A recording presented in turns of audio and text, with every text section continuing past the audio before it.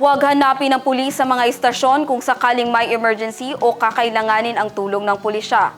Idaya lamang umano ang 911 para sa mabilis na pagresponde ng otoridad. Ito ang sinabi ni PNP Pro-Bar Regional Director Police Brigadier General Jason D. Guzman. Simula nang ilunsad ito sa Kalakang, Maynila, naibaba na ang kautusan sa lahat ng rehiyon para agad tugunan ang pangangailangan sa seguridad ng mamamayan. Ang detalye sa report. Sabi nga po ng ating Chief PNP, huwag niyo nang hanapin ng pulis sa istasyon. Dial 911 lang po. At yung 911 na yan, napaka-powerful po niyan.